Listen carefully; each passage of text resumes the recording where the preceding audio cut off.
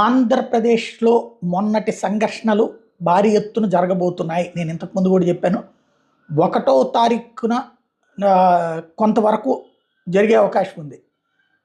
ఏది exit polls కనుక YCP ఓడిపోతుంది అని వస్తే మాత్రం ఇక దాడులు పెరిగిపోతాయి. ఎగ్జిట్ పోల్స్ టీడీపీ ఓడిపోతుందని వచ్చిందంటే మాత్రం వైసీపీ వాళ్ళు కంట్రోల్లో ఉంటారు రిజల్ట్ వచ్చేదాకా. ఇది జరగబోయేటటువంటి.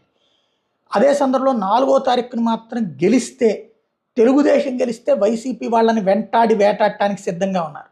అదే సమయంలో వైసీపీ వాళ్ళు గెలిస్తే మొన్నటి తెలుగుదేశం దాడులకు ప్రతీకారం తెచ్చుకోవడానికి సిద్ధంగా ఉన్నారు. ఇట్లాంటి దశలో కేంద్ర ఎన్నికల సంఘం అయితే రాష్ట్రానికి 20 కంపెనీల పారామిలిటరీ బలగాలు పంపించింది.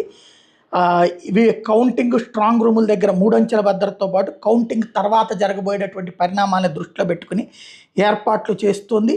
ఇది కీలకమైనటువంటి అంశం రాబోయేటువంటి